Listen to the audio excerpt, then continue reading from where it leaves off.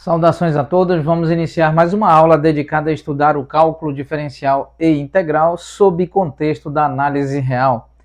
Dando prosseguimento ao nosso modesto, básico e introdutório curso, ressaltando que durante a aula imediatamente anterior nós apresentamos, demonstramos, provamos esta importante propriedade, este limite denominado limite fundamental, limite de seno de x dividido por x quando x tende a zero, isso é igual a 1.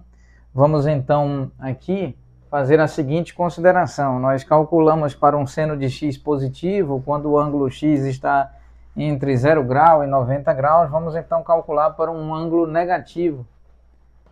Aproveitar esta expressão e analisar para um ângulo negativo, de modo a estendermos para ângulos positivos e negativos e, portanto, para todos os ângulos.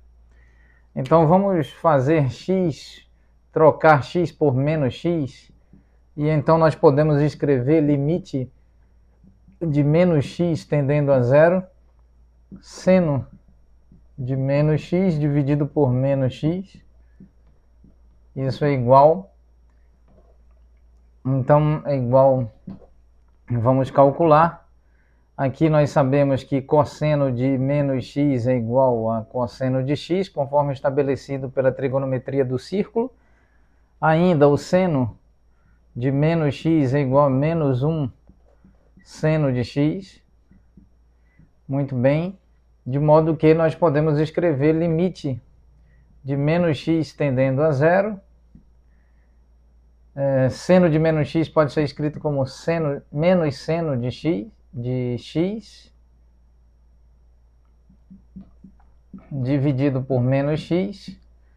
Esse menos 1 divide com menos 1 é igual a 1, então nós temos limite de menos x tendendo a zero, seno de x dividido por x.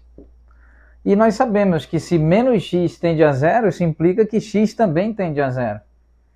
Então, continuando, nós temos limite de menos x tendendo a zero pode ser reescrito como x tendendo a zero, pois então nós podemos escrever isso como menos 1 multiplicado por zero, de seno de x dividido por x. Isso pode ser escrito como limite quando x tende a zero, menos 1 multiplicado por zero é zero, de seno de x dividido por x, de modo que esse resultado é 1. Então, isso implica que esse limite é válido, limite fundamental válido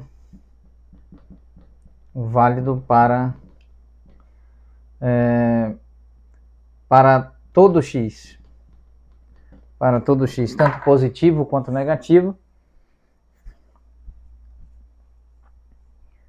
Vamos agora continuar, vamos tentar fazer uma outra importantíssima demonstração,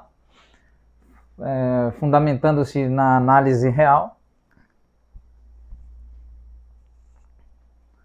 Então aqui nós temos, vamos disponibilizar espaço.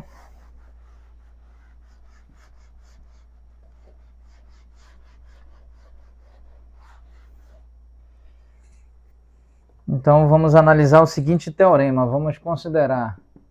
Consideremos uma função f de n como 1 mais 1 dividido por n elevado a expoente n. Essa função é definida de modo que n é igual a 1, 2, 3, 4, 5, até mais infinito. E, portanto, esse n pertence ao espaço dos números naturais, exceptuando o zero. Então, vamos demonstrar, né? É necessário demonstrar as seguintes propriedades, a saber. Primeira propriedade, de que f de n é crescente. É crescente para o espaço dos números naturais menos o número zero. Isso pode ser representado assim, espaço dos números naturais com asterístico. Segunda propriedade de que f de n é menor do que 3 e maior ou igual a 2 para todo n pertencente ao espaço dos números naturais, exceptuando o zero. E terceira propriedade de que existe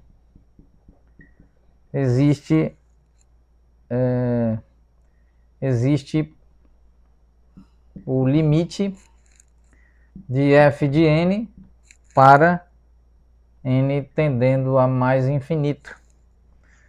F de n para n tendendo a mais infinito.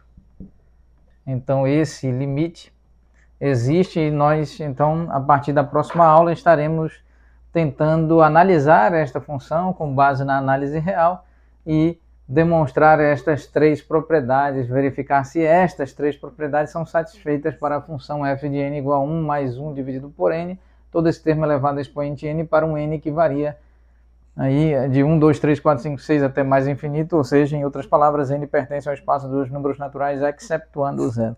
Agradecemos a atenção de todos vós, muito obrigado.